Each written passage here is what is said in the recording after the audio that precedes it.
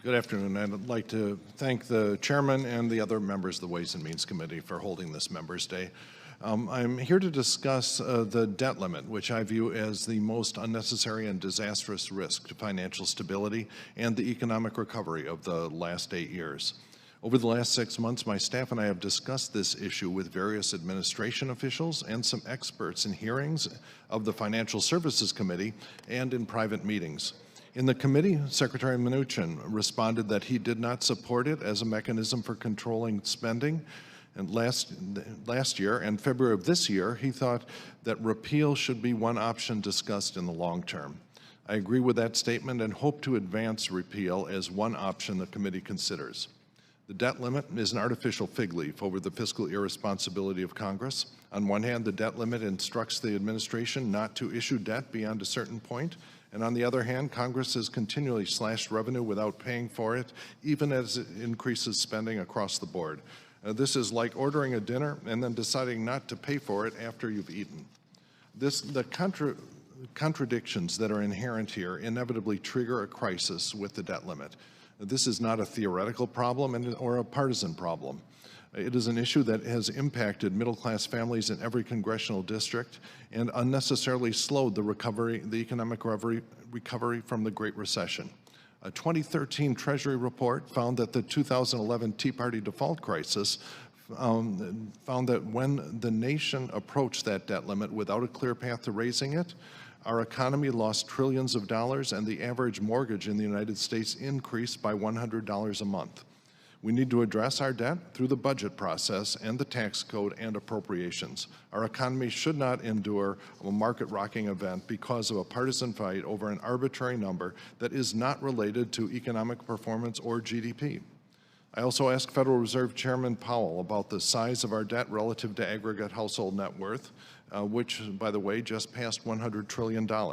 He agreed that we do have to address our debt limit in our debt in the long run, but that presently we are not near our carrying capacity. So this is not an emergency, and it's only an emergency if we choose to make it one.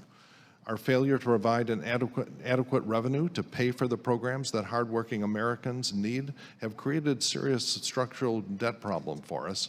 Our economy is both rich and productive enough to fulfill our obligations to the most vulnerable. We can afford to ensure that Social Security, Medicare, and Medicaid are available in perpetuity, and I strongly believe it is a moral imperative that we do so.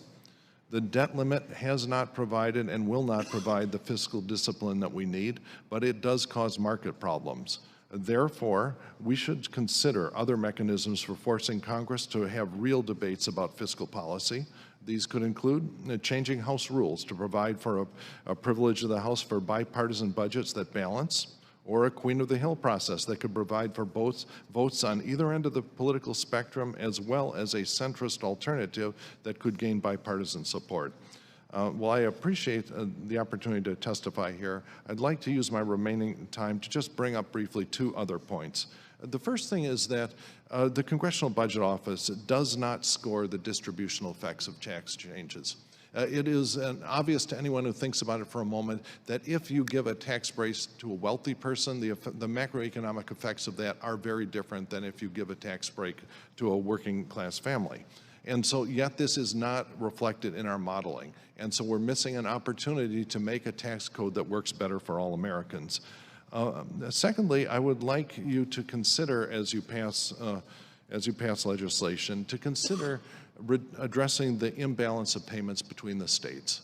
Every year, my state of Illinois loses between $20 and $40 billion because we pay a lot more in federal taxes than we get back in federal revenue. The same is true, frankly, of all the large population states. And this is a problem that has been unaddressed for generations. I did the simple calculation of asking how much money has left Illinois because we pay a lot more in federal taxes since about 1970 when the problem was studied. The answer is $1.5 trillion.